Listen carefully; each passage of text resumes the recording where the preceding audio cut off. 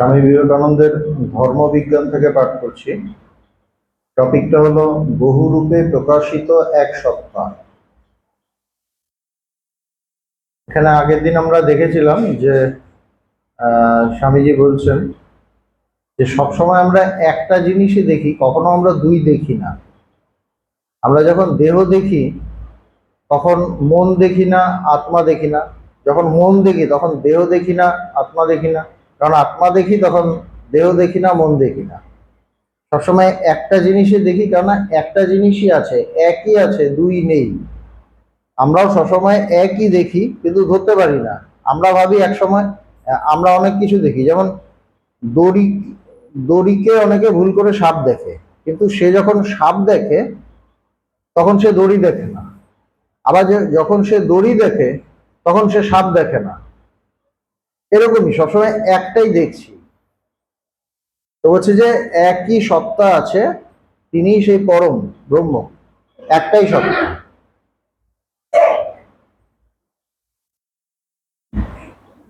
বিভিন্ন প্রকার স্বর্গ ও নরকের এবং আমরা বিভিন্ন ধর্মে যে নানাবিধ ভাব দেখিতে পাই, অদ্বৈতমত সেই সকলের কিরূপ ব্যাখ্যা করে। হচ্ছে আমরা যে বিভিন্ন বিভিন্ন ধর্ম ইয়েতে বলা হয় যে স্বর্গ আছে, নরক আছে, এই আছে, এক একটা জায়গায় এক এক ধরনের ভাব, এক এক ধরনের উপাসনা পদ্ধতি, নানা কিছু। তো বলছে এটা অদ্বৈতবাদ এটা নিয়ে কি বলে। অদ্বৈতবাদটা তো একটা, এটা তো একটা পৃথিবীর মধ্যে একটা, এটাও একটা মতবাদ। বলছে এটা কি বলে এইসব নিয়ে। মানুষের মৃত্যু হইলে বলা হয় যে সে স্বর্গে অথবা নরকে যায়, এখানে ওখানে নানা স্থানে যায়, অথবা স্বর্গে বা অন্য কোনো লোকে দেহ ধারণ করিয়া জন্ম পরিগ্রহ করে। আমাদের নানা ধর্মেই আছে, এবং আমাদের হিন্দু ধর্মেও এটা আছে। অনেকগুলো লোক আছে, যে যেরকম কাজ করে সে সেরকম লোকে যায়, এগুলো বলা হয়। মানুষের মৃত্যু হলে কেউ যে খুব উন্নত সে ব্রহ্মলোকে যায়, যে আরেকটু ইয়ে তার থেকে সে পিতৃলোকে যায়, এরকম বলা হয় আর কি। তো অদ্বৈতবাদ কি বলে, হচ্ছে যে মানুষের মৃত্যু হলে বলা হয় যে স্বর্গে যায় বা নরকে যায়, এখানে ওখানে নানা স্থানে যায়, অথবা স্বর্গে ও অন্য কোনো লোকে দেহ ধারণ করিয়া জন্ম পরিগ্রহণ করে, অন্য কোনো লোকে গিয়ে সে জন্ম নিল। এ সমুদয় ভ্রম, বলছে পুরোটা ভুল, পুরোটা ভ্রম, পুরোটা ভুল। অদ্বৈতবাদের অ্যাঙ্গেল থেকে প্রকৃতপক্ষে কেহই জন্মায় না বা মরে না। এটা হলো আসল মূল কথা। কেউ জন্মায় না, কেউ মরেও না।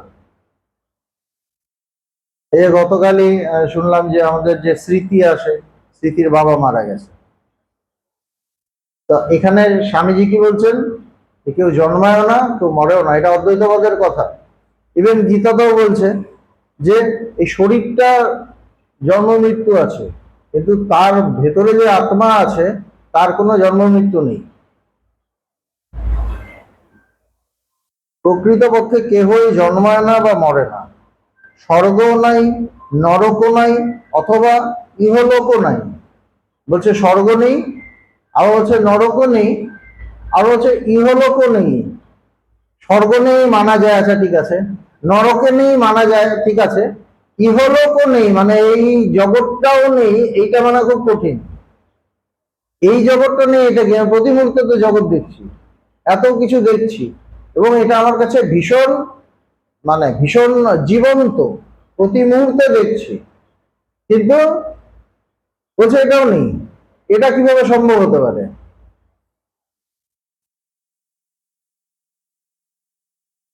এই তিনটির কোনো কালেই অস্তিত্ব নাই।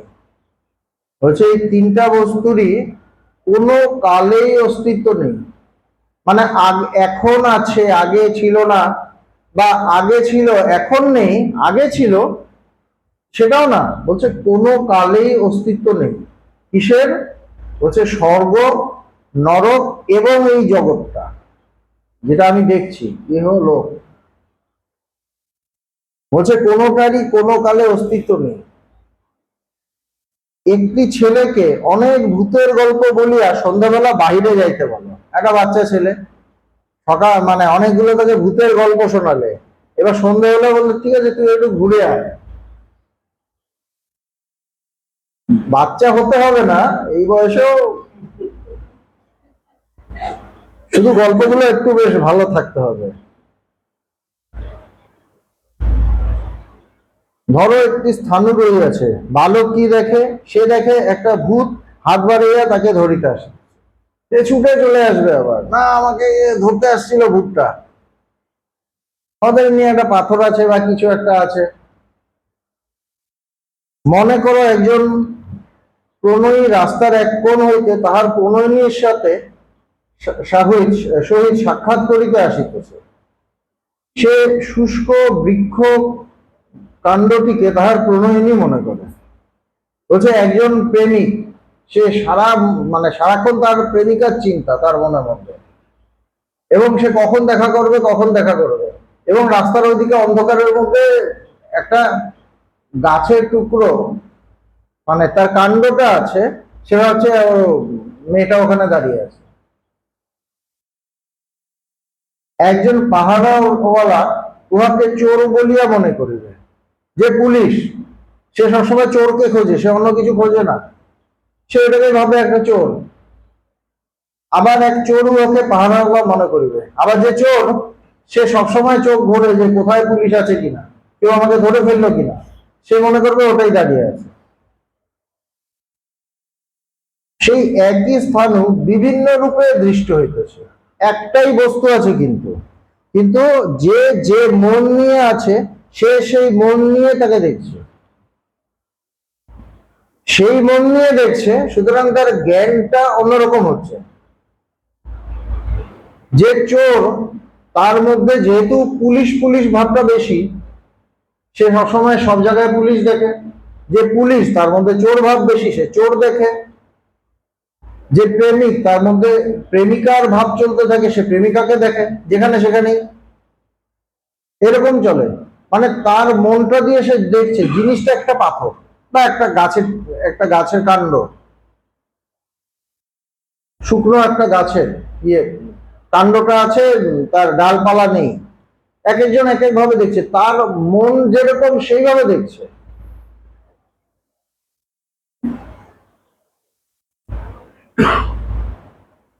স্থানটি সত্য, আর এই যে বিভিন্ন ভাবে উহাকে দর্শন করা, তাহা নানা প্রকার মনের বিকার মাত্র। বলছে ওই যে স্থানটি আছে ওটাই সত্য, ওইটাকে ওইভাবে দেখাটাই সত্য, আর এই যে নানাভাবে দেখছি সেটা মনের বিকার।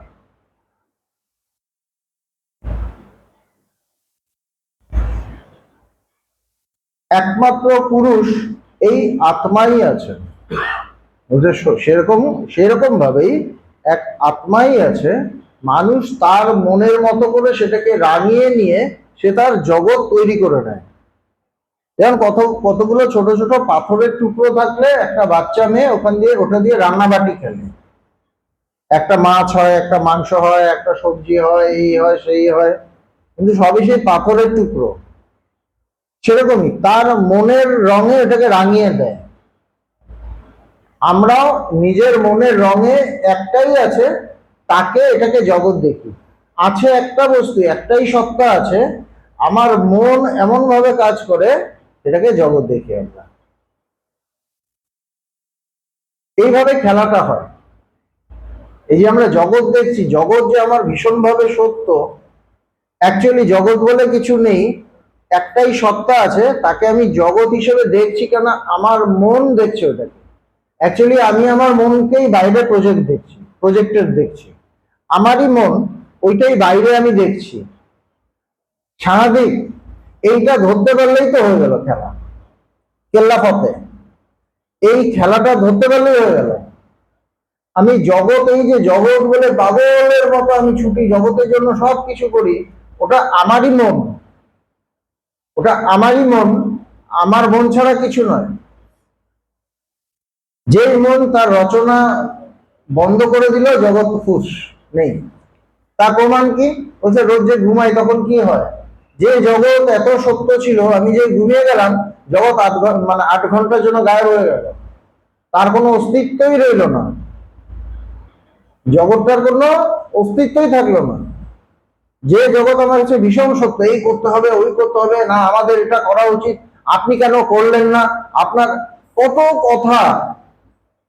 টিভিটা চালাবেন, দেখবেন এক একজন কি লেকচার দিচ্ছে ফাটিয়ে, এই জায়গাটা মানে ঠিক হচ্ছে না, ওটা মানে অন্যায় হচ্ছে, এটা এই হচ্ছে, ওটা ওই হচ্ছে, কত কথা, কিন্তু সবই যতক্ষণ সে জেগে আছে। যেই ঘুমালো সব শেষ একসাথে। সে রাজারও তাই অবস্থা, ভিখিরিরও তাই অবস্থা, মধ্যবিত্ত তাই অবস্থা, সাধারণ মানুষের তাই অবস্থা, নেতারও তাই অবস্থা, সব এক ওইখানে। সুতরাং যে যার মন নিয়েই খেলছে, আর কোথাও কিছু নেই।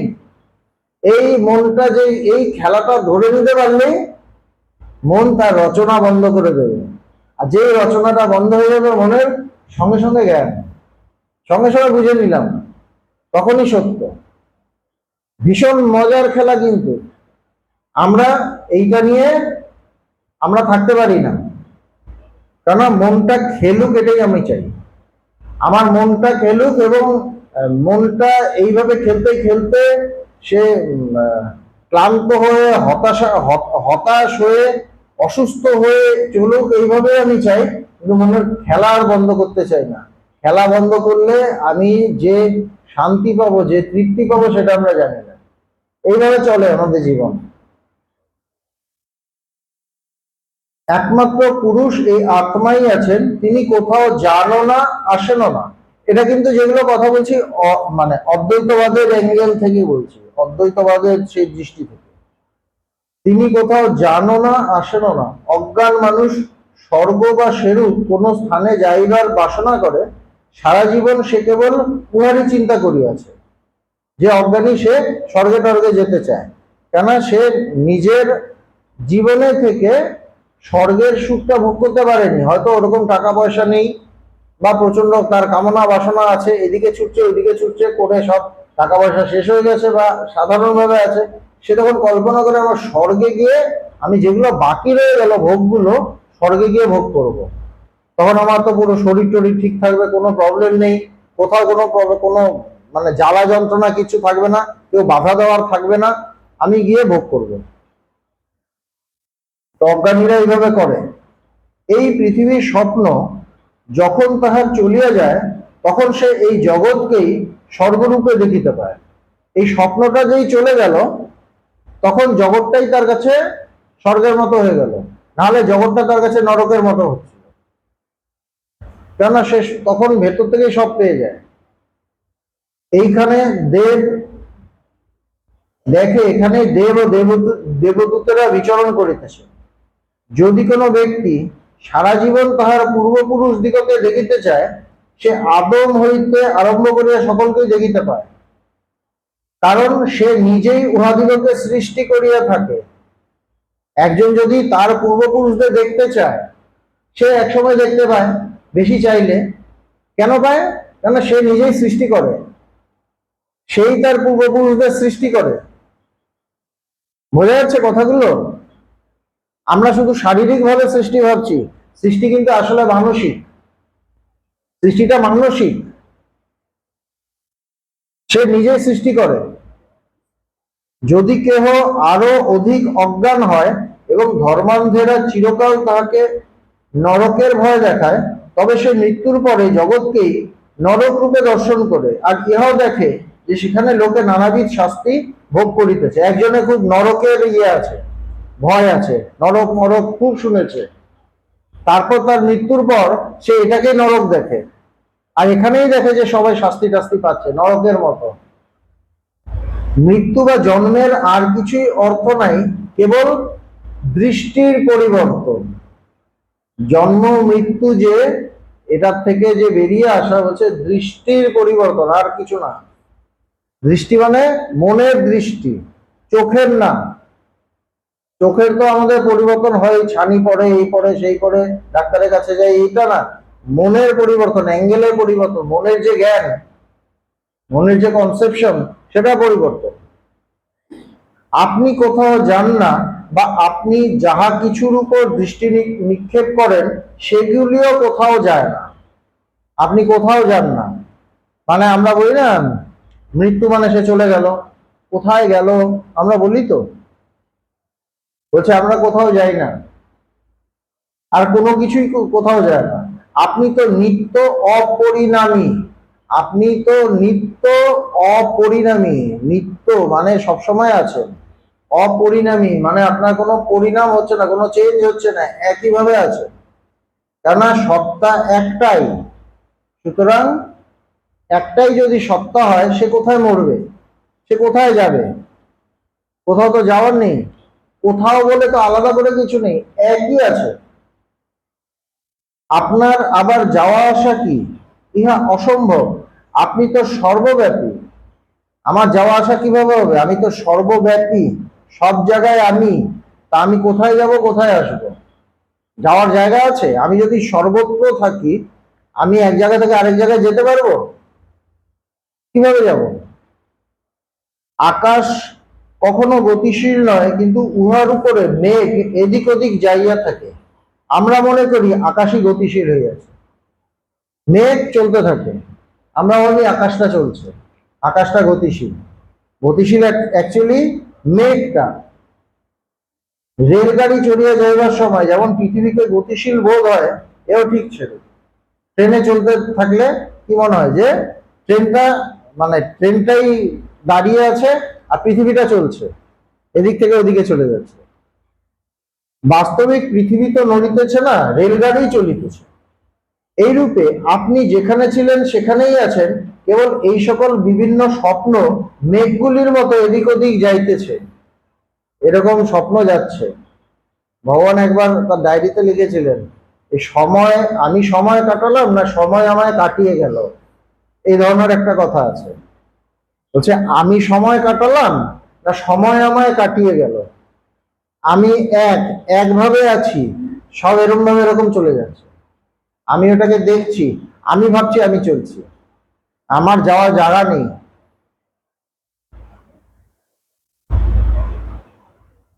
একটা স্বপ্নের পর আরেকটা স্বপ্ন আসিতেছে, ওগুলির মধ্যে কোনো সম্বন্ধ নাই।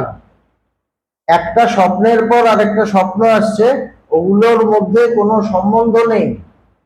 এই জগতের নিয়ম বা সম্বন্ধ বলিয়া কিছুই নাই, কিন্তু আমরা ভাবিতেছি পরস্পর যথেষ্ট সম্বন্ধ আছে। জগতে কোনো নিয়ম বা কোনো সম্বন্ধ নেই। পরপর কিছু ঘটনা আসে, আমি দেখি যে এটার পর এটা এসছে, তার মানে এটার জন্য এটা এসছে, এটা থেকে এটা এসছে, ওরকম নয়। পরপর কিছু আসছে, বোঝা যাচ্ছে? যেমন রাস্তার ওখানে বসে আছি, একটা প্রথমে বাস গেল, তারপর একটা ট্যাক্সি গেল, তারপর একটা উবের গেল। আমার অত জ্ঞান নেই, রাস্তাঘাটের জ্ঞান নেই। কিছুক্ষণ পর দেখি আবার একটা বাস গেল, একটা ট্যাক্সি গেল, একটা উবের গেল। আমি ঘরে এসে বললাম যে না, যখনই একটা বাস আসবে তুমি বুঝবে এরপরেই একটা ট্যাক্সি আসবে, তারপর বুঝবে এরপরে একটা উবের যাবে, এরপরে একটা স্কুটি যাবে। মানে আমি ওটাকে একটা নিয়ম বানিয়ে ফেললাম। বলছে অ্যাকচুয়ালি কোনো নিয়ম নেই, সব একটা পরপর আসছে, আমি ওইভাবে বানিয়ে নিচ্ছি, ওটা আমার মনের একটা ধারণা। একটা স্বপ্নের পর আরেকটা স্বপ্ন আসিতেছে, ওগুলির মধ্যে কোনো সম্বন্ধ নাই। এই জগতের নিয়ম বা সম্বন্ধ বলিয়া কিছুই নাই, কিন্তু আমরা ভাবিতেছি পরস্পর যথেষ্ট সম্বন্ধ আছে, আমরা ভাবছি প্রচুর সম্বন্ধ আছে।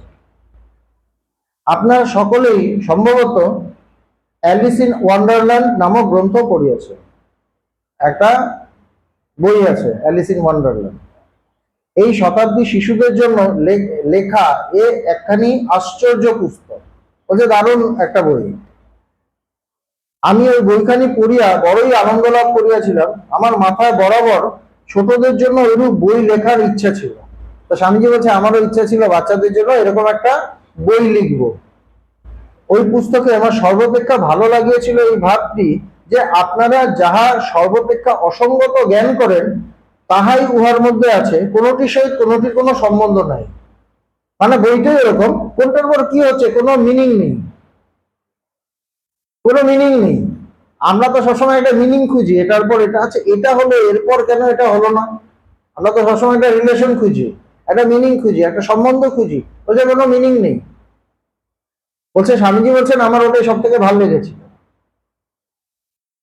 একটা ভাব আসিয়া যেন আরেকটার ঘাড়ে লাফাইয়া পড়িতেছে, পরস্পর কোনো সম্বন্ধ নেই। একটা ভাব এসে আরেকটার ঘাড়ে লাফাচ্ছে, কিন্তু অ্যাকচুয়ালি দুটোই আলাদা, কোনো সম্বন্ধ নেই। যখন আপনারা শিশু ছিলেন আপনারা ভাবিতেন ওগুলির মধ্যে অদ্ভুত সম্বন্ধ আছে। ছোটবেলায় মনে হতো কি এটা পড়তে ভালো লাগতো, কেন ভালো লাগতো? যে মনে হতো যে এটার মধ্যে কোনো একটা সম্বন্ধ আছে, এটার পর এটা হলো, এটার পর এটা হলো। এই গ্রন্থকার তার শৈশব অবস্থার চিন্তাগুলি শৈশব অবস্থায় যাহা তাহার পক্ষে সম্পূর্ণ সম্বন্ধযুক্ত বলিয়া বোধ হইত, সেইগুলি নিয়ে শিশুদের জন্য এই পুস্তকখানি রচনা করিয়াছে। বলছে তিনি যখন ছোট ছিলেন তার যেরকম ভাবে মনে হতো যে মানে সেইভাবেই তিনি লিখেছেন বাচ্চাদের মতো করে, কিন্তু একটার পর আরেকটা পিকচার আসছে যে কোনো সম্বন্ধ নেই, কানেকশন নেই। এই যে আমরা সিনেমা দেখি, সিনেমা যে করে মানে ফ্রেমের পর ফ্রেম করে, তো ওগুলোকে যোগ করে, তাই না? সব আলাদা ফ্রেম, কিন্তু যখন দেখছি তখন মনে হচ্ছে পরপর একসাথে একটা, মানে এটা পুরো কন্টিনিউয়াস ইয়ে, কিন্তু তা তো নয়। ওই রকম একটার পর একটা একটার পর এই ইয়ে আসছে, সম্বন্ধটা আমরা আমাদের মন থেকে বানিয়ে নিচ্ছি, এটাই মায়া।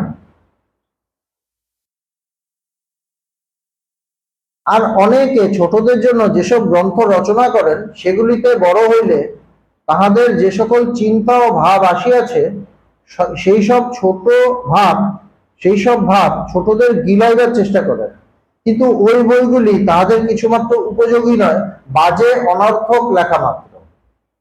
আবার অনেকে ছোটদের জন্য কিভাবে লেখে, তারা যেগুলো বুঝেছে ওগুলো ছোটদের মধ্যে ঢোকানোর চেষ্টা করে, ওগুলো খুব একটা দাম নেই।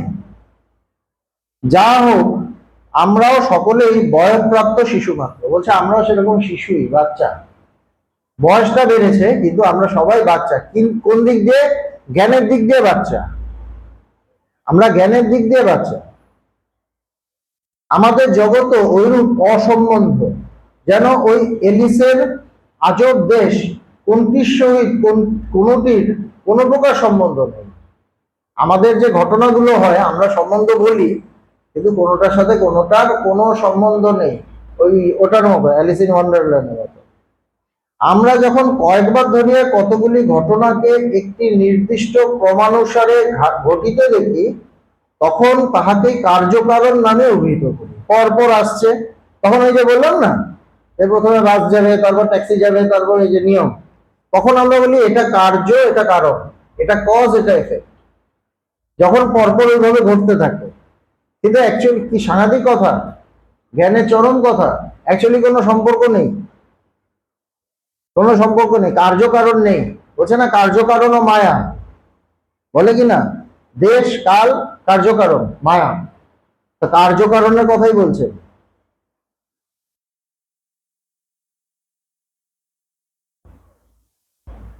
আমরা উহাকেই কার্যকারণ নামে অভিহিত করি আর বলি উহা আবার ঘটিবে, আবার বলি কি এটাই নিয়ম, এইভাবেই চলবে, আবার ওটা হবে। যখন এই স্বপ্ন চলিয়া গিয়া তাহার স্থলে অন্য স্বপ্ন আসিবে তাহাকেও ইহারই মতো সম্বন্ধযুক্ত বোধ হইবে। এই একটা স্বপ্ন চলে গিয়ে আরেকটা স্বপ্ন আসছে, তখন ওটাকেও বলছি এটার মধ্যেও কোনো রিলেশন আছে, কোনো কারণ আছে।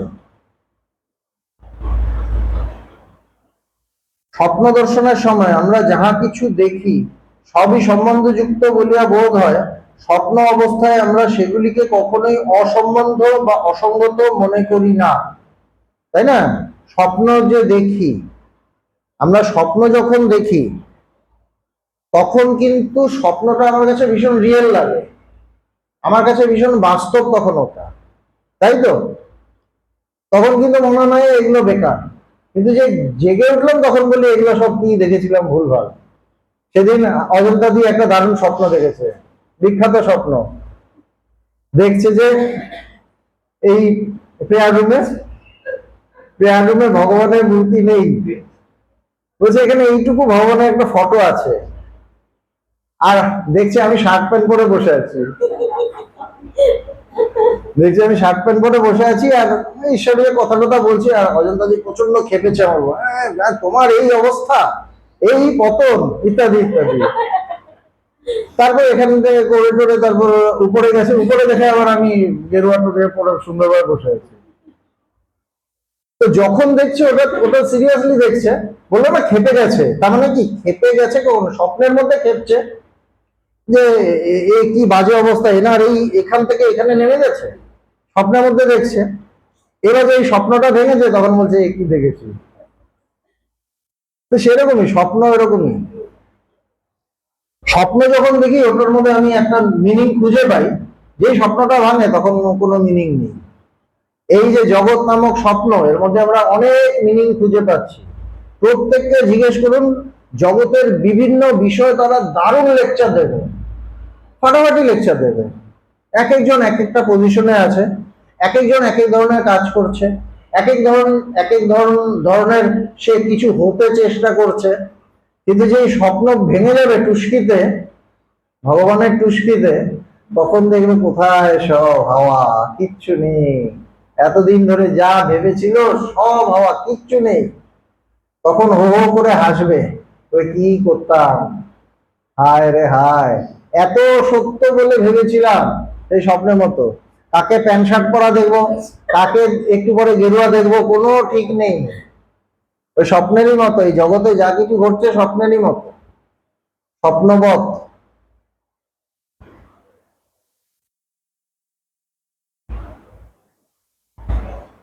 যখন জাগিয়া উঠি তখনই সম্বন্ধের অভাব দেখিতে পাই। তখনই এই স্বপ্নে যে সম্বন্ধগুলো ছিল সেটা দেখি আর নেই, অভাব হয়ে গেছে। এইরূপ যখন আমরা এই জগৎ রূপ স্বপ্ন দর্শন হইতে জাগিয়া উঠিয়া ওই স্বপ্নকে সত্যের সহিত তুলনা করিয়া দেখিব, তখন ওই সমুদয় অসম্বন্ধ ও নিরর্থক বলিয়া প্রতিভাত হইবে। যেটা বললাম, জেগে উঠতে হবে। জেগে ওঠা মানে জ্ঞান লাভ, জেগে ওঠা মানে সেই ব্রহ্ম দর্শন। তখনই এই আগে যা কিছু হয়েছে সমস্ত কিছু নিরর্থক হয়ে যাবে। আগে এত সিরিয়াস ছিলাম জগৎ নিয়ে, ভগবান বলতেন জগতে এত সিরিয়াসলি, জগৎটাকে এত সিরিয়াসলি নেওয়ার কিছু নেই, এরকম বলতেন। মানে ওটা সিরিয়াসলি নেওয়ার কিছু নেই, এটা সিরিয়াস ম্যাটার জগৎটা। আমরা সবাই ঘুমিয়ে আছি এবং স্বপ্ন দেখছি। স্বপ্নের মধ্যে মানুষ ভুলভাল বকে না, এবং ভুলভাল বকছি, এবং যিনি জেগে আছেন তিনি বলছে হায় রে হায় কি অবস্থা। আবার তিনি হয়তো ঠেলে তোলার চেষ্টা করছেন, তাকে ঝটকা মেরে দিচ্ছি, আমাকে ঘুমোতে দাও, আমাকে স্বপ্ন দেখতে দাও। খুব রেয়ার আছে যারা এই স্বপ্নটা ভাঙতে চায়, বাকিরা ওইভাবে ঘুমিয়েই থাকতে চায়। এটাই জগৎ। এরূপ যখন আমরা জগৎরূপ স্বপ্ন দর্শন হইতে জাগিয়ে উঠে স্বপ্নকে সত্যের সহিত তুলনা করিয়া দেখিব, তখন ওই সমুদয় অসম্বদ্ধ ও নিরর্থক বলিয়া প্রতিভাত হইবে। কতগুলি অসম্বদ্ধ জিনিস যেন আমাদের সম্মুখ দিয়ে চলিয়া গেল, কোথা হইতে আসিল, কোথায় যাইতেছে কিছুই জানি না। এই যে স্বপ্ন হয়, আমরা জানি কোত্থেকে এলো, কোথায় গেল, কিছুই জানি না। কিন্তু আমরা জানি যে উহা শেষ হইবে, আর ইহাকেই মায়া বলে।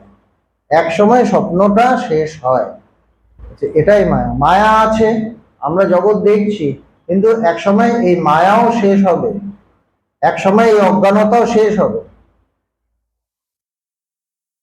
এই সমুদয় পরিণামশীল বস্তু রাশি রাশি সঞ্চরমান মেঘ মেষলম তুল্য মেঘের ন্যায়, এবং তাহার পশ্চাতে অপরিণামী সূর্য আপনি স্বয়ং। বলছে এরকম স্বপ্ন চলছে রাশি রাশি, তার পেছনে মেঘের মতো, তার পেছনে সূর্য যেরকম অপরিণামী একভাবে থাকে, আমি বা আপনারা সব একই সেই সূর্যের মতো, আমরা অপরিণামী। কিন্তু স্বপ্নগুলো পরিণামী, আসছে যাচ্ছে। যখন সেই অপরিণামী সত্তাকে বাহির হইতে দেখেন, সেই অপরিণামী সত্তা, তাকে যখন বাইরে থেকে দেখছি, তাকে কি বলে?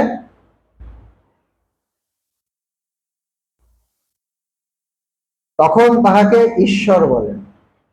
বাইরে থেকে যখন দেখছি, আর ভিতর থেকে যখন দেখছি তখন কি বলে?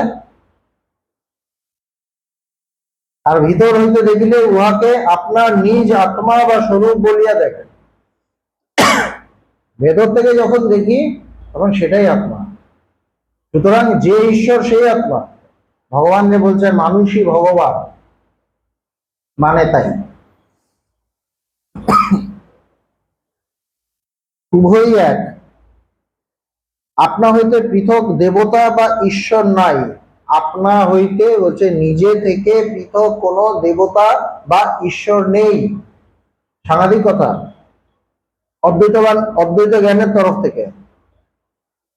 আপনা অপেক্ষা আপনি যথার্থত যাহা, তাহা অপেক্ষা মহত্তর দেবতা নাই। আপনি থেকে বড় কোনো দেবতা নেই যথার্থ স্বরূপে। এইটা না, অজ্ঞানের আমি না, জ্ঞানের আমিতে। আমার থেকে বড় কোনো দেবতা নেই। সকল দেবতাই আপনার তুলনায় ক্ষুদ্রতর।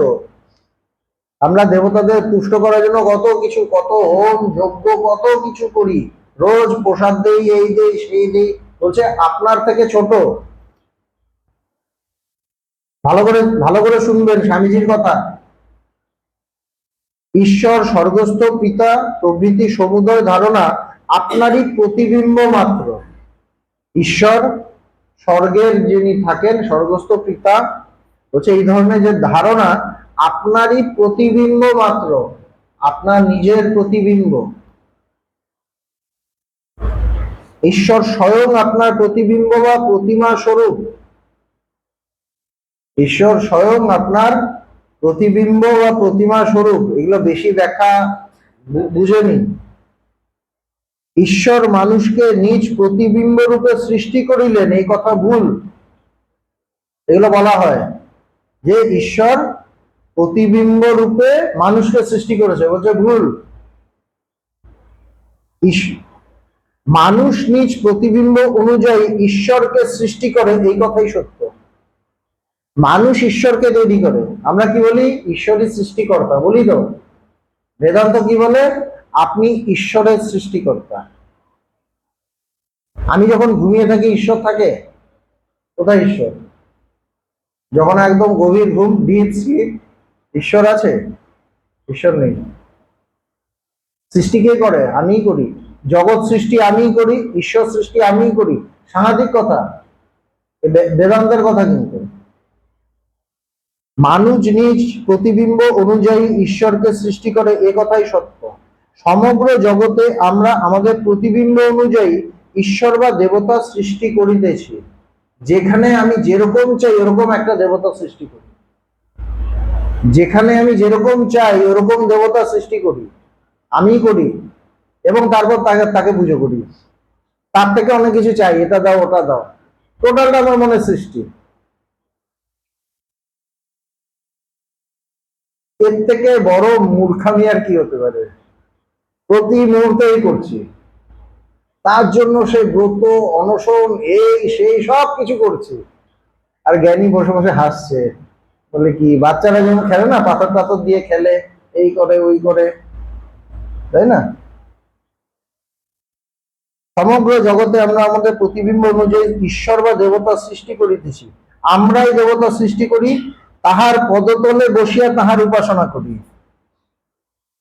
আমরাই দেবতা সৃষ্টি করি, তার ফটো টটো রাখি, তার পায়ের সামনে বসে তার উপাসনা করি। আর যখন এই স্বপ্ন আমাদের নিকট আসে তখন আমরা তাহাকে ভালোবাসিয়া থাকি। বলছে যখনই আমাদের ওই স্বপ্নটা আসে তখন ওটা আমার কাছে ভীষণ প্রিয়। ওই স্বপ্নটা যে আমি আমার ঈশ্বরকে, ঈশ্বরের পায়ের নিচে বসে, সবার মাথা খারাপ হয়ে যাবে, যেন বেদান্ত বেশি শুনতে নেই, বেশি ব্যাখ্যা করলে